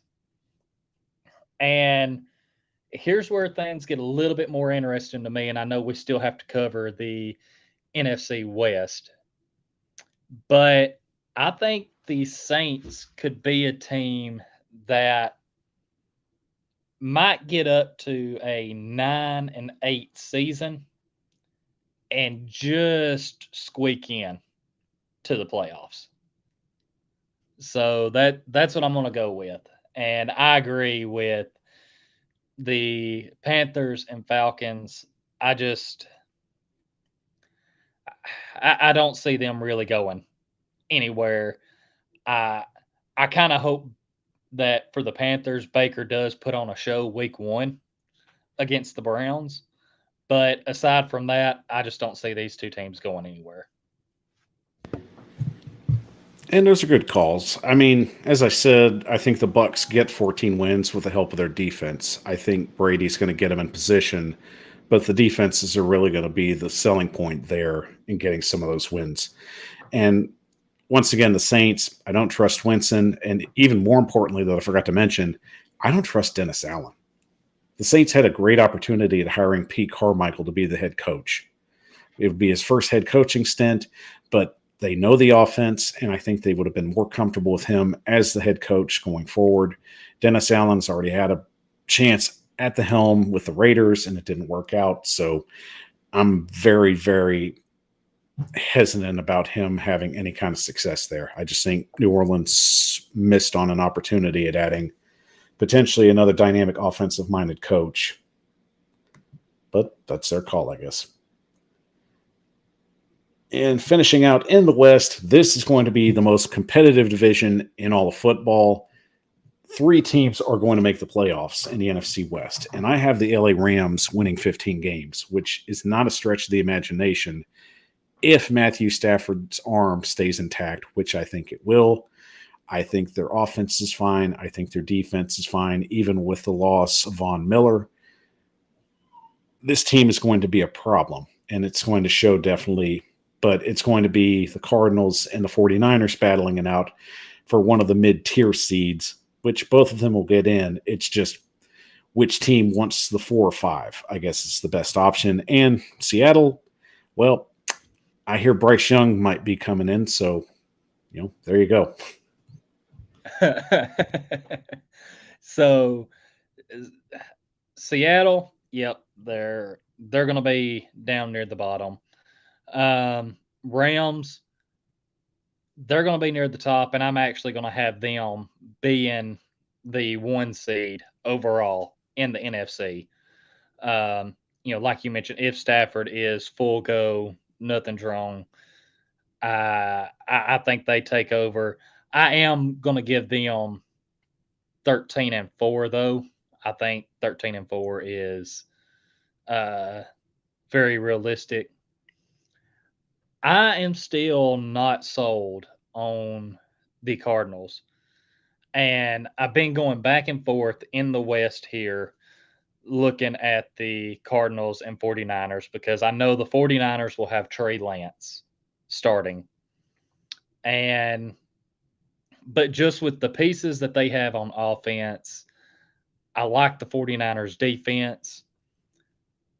I like where you have them at 11-6, but just something about the Cardinals.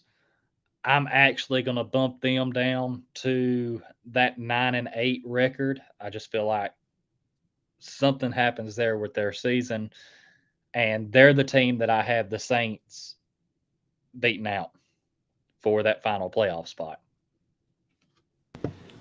And I agree with Al's point about flipping Arizona and San Francisco. I mean, really, the way I did this, Al, some of these games I had to come up with potential upsets. And it seemed like Arizona came up with a lot of them for some reason, one way or the other, even in weeks where they didn't have DeAndre Hopkins. So I would have to go back and look at the chart, but I mean, just really, it was just kind of a gut feeling with some of these games. It felt like Arizona was better matched with some of the teams that they had in these upsets. So I'd say that's really why they came up 12-5. Plus, I think I had them beating LA in one of the games. So Yeah. there was a lot of parity. I tried creating a lot of parity. But moving on to the AFC, and we'll jump into the AFC East, and this one will be a fairly tight division as well. I have the Buffalo Bills hitting a 14-3. I think they're solid in the AFC. My biggest surprise is the Dolphins will overtake the Patriots this season. And it's not to say that I think Tua Tagovailoa is going to break out. I think the Dolphins have a very solid team with solid pieces. And with the head coach that they have in place, I think he knows how to utilize those kind of playmakers. Bill Belichick, on the other hand, doesn't even know who the hell his offensive coordinator is. And more than likely, it's going to be Matt Patricia, who is a defensive-minded coach, mind you, calling these plays on offense. And Joe Judge is also on this team, which he could potentially be calling these plays too. We don't know. So the uncertainty there really just kind of sells me to the point Bill Belichick's starting to lose grip in New England, that I think that they've got talent, but unfortunately, they're just not going to go anywhere with it. And of course, the Jets are the Jets. Yeah, I mentioned it earlier. Jets are still going to be at the bottom of this division. I think the Bills are at the top. I actually like where you have them at 14-3. I think they're gonna be the 1 seed in the AFC this year. And I've done a lot of back and forth with the Dolphins and Patriots just because, as far as the system the Patriots have had over the years, I feel like Mac Jones fits it well. But they keep falling back into that same habit of, what weapons do they have? I mean, I can't tell you any of their wide receivers that really worry me that much. Whereas with the Dolphins, man, you don't just have one receiver that can turn on the burners and absolutely kill you. They got two in Hill and Waddle. Not to mention they got a good tight end. I don't trust Tua that much, but he's been showing me some things in some training camp and preseason games where he can actually get the ball out there to Tyreek Hill. I like how you have the standings broke down here, and I think I actually like the records that you have. I may give the Jets 1 or 2 more wins, but everything else, I think it's spot on. And that'll definitely move us up to the next section of the AFC, and that would be the AFC North. And this one was definitely an interesting scenario here, because I do feel that the Bengals are going to be in a fist fight between Baltimore. I think Baltimore's going to regroup. I think they're going to have a good season this year. I think Jackson's going to return to his form. The biggest question is he going to have enough help at the wide receiver position? And I think that's the difference maker here, where the Bengals get the tiebreaker. Unfortunately for Pittsburgh, the end of the huge win streak for Mike Tomlin will end. I don't know what they have in Kenny Pickett. We know he's got talent, but can that translate to the game field from the practice field? And of course, for the Browns, in their entire situation with Deshaun Watson, they're going to lose a lot of games without him. So let's just say some of those 6 games are from him coming back. Maybe all of them. So I think you hit the nail on the head here with the AFC North. I think it's going to be a good old fashioned brawl between the Bengals and the Ravens for who's going to come out on top in this division. Definitely think both of them are going to make the playoffs. You mentioned it with the Ravens. The biggest question is the wide receivers, but lucky for Lamar Jackson, he still has Mark Andrews there. I believe, if I'm remembering correctly, and I want to say, don't they also have Isaiah Lackley as one of their tight ends? I believe you're correct.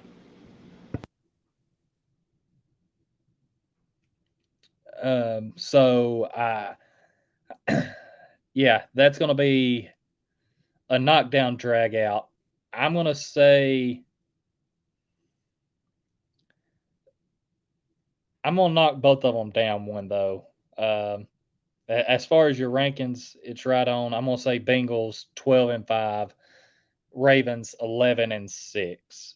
And yeah, Pittsburgh, don't know. I don't trust Mitch Trubisky, and I don't really know what they have in Kenny Pickett, but I don't think it's enough to get them a winning season. And no arguments there. The AFC North will definitely be a fist fight, but unfortunately, two teams will prevail on top. Which leads us to our group, the AFC South. And of course, as we broke down earlier, the Titans would finish 13-4. With the 3 seed, I feel that they have the better finishing schedule outright because Tennessee knows how to finish in the months of November and December. Unfortunately for the Colts, that doesn't bode well for them. I take into consideration Matt Ryan is a statue in the pocket. I take in consideration they're still trying to figure out who their right side tackle is, and we don't even know what they have at wide receiver at the moment. So I'm not anti-Colt. I'm anti just overselling something for the fact of selling something. And to me, the Colts have always been just a build-up brand. People want to see them succeed just because it's more fun to see somebody kick somebody off the pedestal. Tennessee's not going anywhere. We've been saying this for years. Even if they don't finish at 13-4, Tennessee's going to end up making the playoffs because they're disciplined, their coach is disciplined, and they have a strong bond in their locker room. Does Indianapolis have that? Of course not. And the reason why is, why do you think they fell apart at the end of the season? Why do you think they haven't elevated themselves to the point of where they're going to be, where people keep building them up? And that's the problem.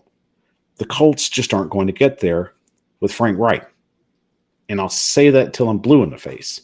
Some guys are just good coaches, and it's just not good enough to get you over the hump.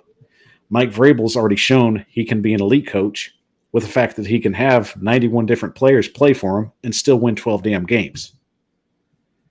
Frank Reich can't beat Jacksonville in Jacksonville with a playoff spot on the line.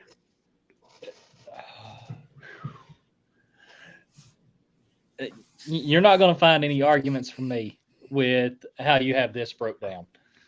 I think, now I will say, I think the Colts do enough to get in the playoffs this year. And I actually have them in the playoffs.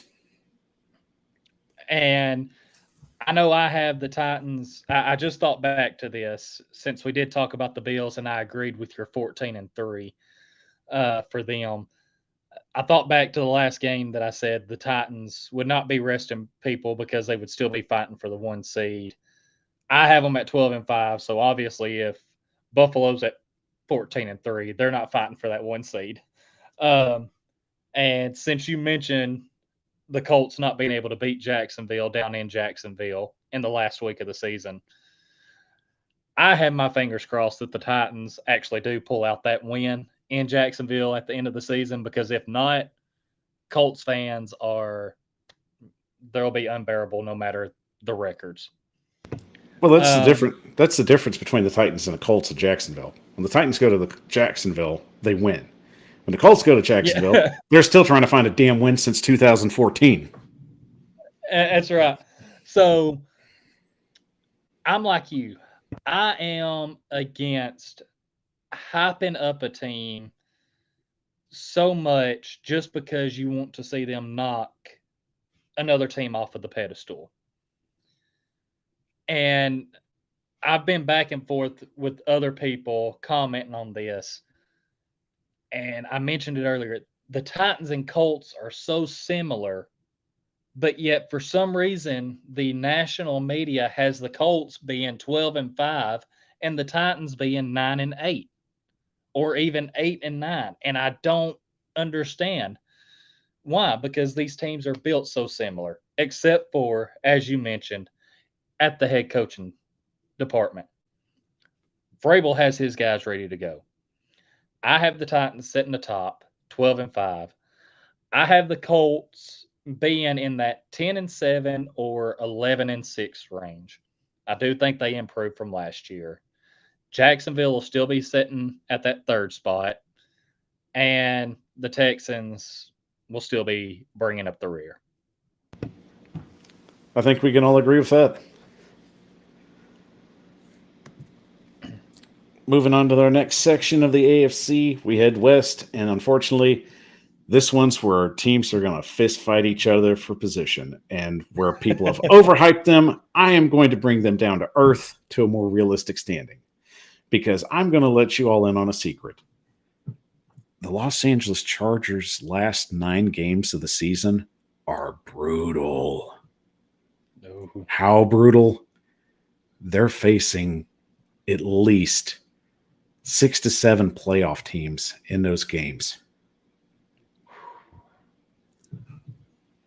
And you're telling me a coach that relies solely on analytics is just going to go with that and try and push that narrative there? Let's just be honest. Some guys that are NFL coaches shouldn't be NFL coaches. And Los Angeles' coach, that's how mad I am. This damn team needs to go back to San Diego. But Los Angeles' team, I just don't see it. And I'll break down each one real quick. I do think that the Chiefs are good enough to win the division again. Barely. I think they're going to struggle midway through the season, but eventually they'll pull away. Generally, most teams, about 3 to 4 games left in the season, one of them starts pulling away in the division. I think the Chiefs do here. The Raiders, I just don't know. Josh McDaniels is a big question mark for me. Can he change this team's dynamic? Did he learn from his experience in Denver? Can't say. With the Broncos, I really feel it's going to be a situation of just, is there anything left in the tank for Russell Wilson? Can he elevate this team the way that Peyton Manning elevated this team? And that's a very big shot in the dark. And I'm not saying Russell Wilson can't do it. I'm just saying with the talent that he has, Russell Wilson's not exactly a dynamic play-changing quarterback. Peyton Manning was. Peyton Manning could be put on a varsity squad on a 3D college and make these kids elite. Russell Wilson has talent, but I think the talent has to complement him. So that's my biggest question with the Broncos. Can he elevate himself back to that status of elite? And Tyler, I'll let you take it from there. And I like that. So, like I said, I've been a little bit higher on the Chargers than you have, but you mentioned something that really sold me. Whenever you talked about their last stretch of games, their last 9 games, how tough they are, and in looking at things and knowing that the AFC West, I mean, like you said, they are all going to beat up on each other.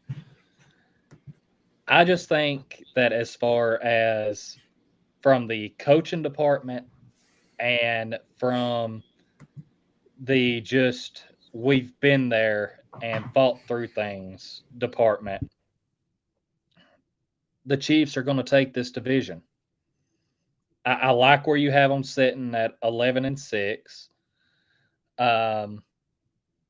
Me personally, I think I would flip I think the Chargers finish second. I'm going to have them at that 9-8 record, but I'm going to have both. I think the Raiders and Broncos at 8-9. So I think that division is going to be close in several aspects, but overall, the Chiefs are still going to run the West. As long as Andy Reid still coaches with the Kansas City Chiefs, they'll always have a chance.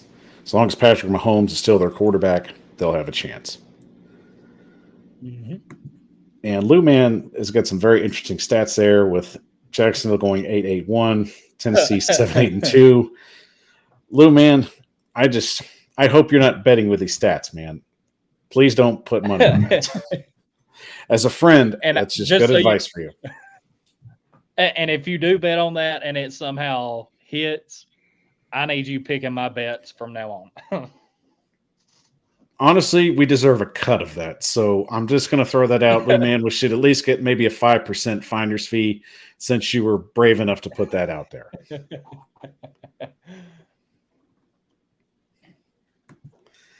But that'll set up the whole premise of the playoffs, and we'll go from there with a wild card. As you'll see, the number 1 Bengals plays the last seed Colts. The number 3 Titans play the number 6. Well, I'm sorry. That would be the 2 Bengals playing the 7 Colts, the 3 Titans playing the 6 Dolphins, and the 4 Chiefs playing the 5 Ravens. And on the NFC, you'd have the Bucs and the Vikings, Packers and the Cardinals, and the Eagles and the 49ers. So, Tyler, real quickly, out of all these 6 matchups, who moves forward to the division? Out of these matchups, who moves forward? I'm going to go Bengals moving forward over the Colts. I'm going to go the Titans moving forward over the Dolphins. And I'm actually going to go the Ravens moving forward over the Chiefs. Okay. NFC side, I'm going to have the Vikings moving past the Buccaneers. On just going off what you have on the screen here, because like I said, I think the Saints make it instead of the Cardinals, but either way, I still have Green Bay moving on. And as far as the Eagles and 49ers, I think 49ers find a way to slide past the Eagles. Okay, I can dig that. And in my matchups, I have the Bengals, Titans, Chiefs, Bucks, Packers, and the 49ers moving on to the division. And sitting at the 1 seed, you have the Bills and the Rams. So moving on to the divisional set, who do you like in those matchups? So in the divisional set, it would be, if I'm looking at how I had it broke down correctly, the Bills would be taking on the Ravens from what I had. And I think the Bills get past the Ravens. Then it would be another rematch of the Bengals and Titans. And I think the Titans get them in the playoffs, setting up a rematch of the Bills and Titans in the AFC Championship. Then over on the NFC side, it would be the Rams taking on the 49ers. Because I think I have the 49ers lower on my end. Rams taking on 49ers. Rams get by them. Rematch of the Vikings and Green Bay. I think the Vikings get past them, setting up for a Ram and Vikings NFC Championship game. All right, and I'll start on the NFC side and finish with the AFC. In the NFC, I have the Rams dominating the 49ers. I have the Packers upsetting the Bucks in overtime. Then on the AFC side, I have the Buffalo Bills winning another overtime match in Kansas City, but I think it goes to 2 overtimes to finish. And in the matchup of the Titans and Bengals, and guys, it pains me to say this, but I have to say it to be honest. I think this is another slugfest matchup, but I think the Bengals prevail with a late kick from their ever-reliable kicker. Evan McPherson wins them the game. And unfortunately, it will be the Bengals and the Bills in the AFC Championship and the Rams and the Packers in the NFC Championship. Don't do it, Power Hour. Don't bring that heartbreak on us again. I don't want to, but I just have to go with my gut on this. And I understand if you're mad at me, guys, but believe me, I have to be real on this show. And that's what we're here. We're here to be real. Well, here's the thing. But it does open up a very. Mad at you. Go ahead. It does open up a great opportunity for Malik Willis to take over the head quarterback job. So take that into consideration. It might be the start of some changes. It could be. And I can't be too mad at you for it, because when it comes to the AFC Championship game, I've got the Bills beating out the Titans and making it to the Super Bowl. And over on the NFC side, Vikings, it's been a good run. You've had your fun. City Championship game. Justin Jefferson's had a hell of a season. But the Rams beat the Vikings in the NFC Championship game, setting up for a Week 1 rematch between the Bills and the Rams for the Super Bowl. And on my end, I love both these matchups. I think you've got two potential powerhouses that are going to put on a classic clinic for years to come to see. I have Buffalo upsetting the Bengals in a snowy weather game in Buffalo. It all comes down to a field goal, and Buffalo prevails and moves on to Super Bowl 57. And on the other side, unfortunately, a late Aaron Rodgers interception seals the deal for the Los Angeles Rams to return to their second Super Bowl in 2 years. It is official. You have the Buffalo Bills and the Los Angeles Rams heading towards Glendale, Arizona. But before we get to the Super Bowl, I always have to throw this in. The AFC beats the NFC in the Pro Bowl. That's it. There's no notes. Agree. That's my note. That's my note. We'll just leave it at that. And I'm glad Tyler agrees so we don't have to stretch this out for a minute. So we're on the same page. But as we move forward, Super Bowl 56 is in Glendale, Arizona, and the matchup between the Bills and the Rams. Tyler, who carries home the Vince Lombardi trophy? Buffalo, get ready for a party, because I think the Bills are bringing it home. Josh Allen gets that first one. That's all I got to say about it. Simple words and keeping it short. Love it. Well, as I feel it, there's only one true Super Bowl winner here, and it comes with this answer. A man can dream, though. A man. So, Titan fans, it's going to come one day. It's going to happen. I promise you. One day we're going to see that confetti. We're going to have our moment. It's going to happen. I just don't feel it's this year. It could be this year, but we'll see. I have to go with my predictions. So keep this in your minds and your hearts as you go throughout the season. Hopefully that's where we end up. But with my predictions, Buffalo, your nightmare is over. You get to bring home the Lombardi trophy and potentially get to build it as a dynasty, maybe for years to come. Maybe it's the start of great things for you, but Josh Allen helps elevate you to that status you've long so desired to try and touch in the late 90s, but now you have accomplished it. So the Buffalo Bills are your Super Bowl champions for the NFL 2022 season. No arguments here. But take heart. It's a long year. There's going to be a lot of games. There's going to be some great moments. There's going to be some heartache, but we'll just take it one game at a time like we always do. So don't forget, guys, we have a football game coming up this Thursday night. It will be the Buffalo Bills and the Los Angeles Rams on NBC and Peacock to start the season. Will it end that way? We'll wait and see. But thank you, everybody, for hanging out with us tonight. It has been the Power 2 hours.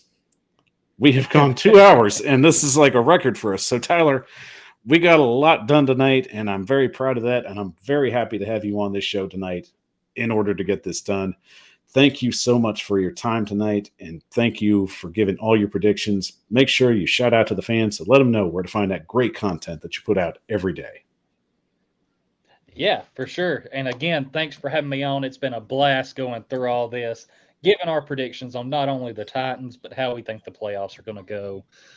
Everyone, you can find me if you want to see the audio, hear the audio version, any podcast platform. Stitcher, Spotify, Apple Podcasts. Just type in Titans Time Podcast. Find me on YouTube, Titans Time Podcast. Twitter, @Titans_time. Instagram, Titans Time Podcast. Facebook, Titans Time. And on TikTok, @Titans Time. Really appreciate all the support and for everyone that comes and checks the show out. Tyler's always putting out great content on his show and on his podcast. Make sure you check that out whenever you can. Dude's doing great work. And don't forget, he's got some big news coming up, so stay tuned. You don't want to miss that. And giving a shout out to some of our fans, Lou Man giving his seedings, Buffalo, Ravens, Bolts, Jacksonville, New England, and Miami and Jets, which is very interesting seeding because Lou Man, you picked so many damn ties. I haven't seen that many ties. Probably the last time I've seen that many ties was in a Sports Illustrated fact book. So I like your gutsiness there. I'll give you that. And Mom, always watching the show. Love you, Mom. Mean it. Thank you, Tyler, for being on tonight's show. Happy Labor Day to all Titan fans. Brought other fans. Great program on the Power Hour. Tighten up, Michael. Thank you, Mom, for always watching the show. You're always our biggest fan. Love you, mean it. Lou Man also giving out his NFC standings, so get those out. Minnesota, Bucks, Rams, Dallas, G-Men. Wow. And Washington. And anyone probably Carolina. Lou Man's giving some bold takes out here, so I will give him props for I will give you props for being bold. And guys, thank you so much for watching us tonight. We are a part of the Titan Upload Network, and just a reminder for you tonight, if you got nothing else going on, make sure you check out all our other great shows on there. Titans for Life, The Power Hour, of course, Brian Johannes and his great draft analyst. We've got a lot of things coming up with him. Titans Rossi, and of course, Titan Upload. Definitely want to give a shout out to all my guys out there. And don't forget, Titan Upload had Blaine Bishop on this morning. If you haven't got to catch that, check his channel, watch it. Great interview. It's great. So if you didn't get to check that this morning, watch that. Good stuff. Blaine Bishop, fantastic guy. And also, Upload's got another show coming up tonight. He'll be doing his breakdown and his Super Bowl predictions at 10 p.m. Eastern. So if you got to kill an hour, go ahead and do that. Then head over to his channel. Tell him the Power Hour sent you. And also on Wednesday, Rossi's got his Rossi Report coming up with Titans for Life and Titan Anderson Sports joining him on Wednesday, 9 p.m. Central and 10 p.m. Eastern. Make sure you catch all that as all that is progressing. Make sure you check all our Titan Upload Network family as we go forward. And don't forget, if you're watching the show, make sure you smash that like button and subscribe while you're watching. If you love the show, help it grow. Follow us on Facebook, Twitter, Twitch, and TikTok at The Power of 615. Sharing is caring, so make sure if you're watching the show, share it out to all the Titan fans that you know. That's how we grow. And thank you all so much again. And a thank you again to Tyler for joining us on the show tonight. Guys, we keep doing this because you keep coming back and watching the show and supporting us. So we'll keep doing it as long as you want to see this great content. I'm about pleasing the people, and you guys were phenomenal today. So give yourself a round of applause. You're the reason why we do this. So I'm Michael Bishop of the Power Hour. Take care. Tighten up. Tighten up.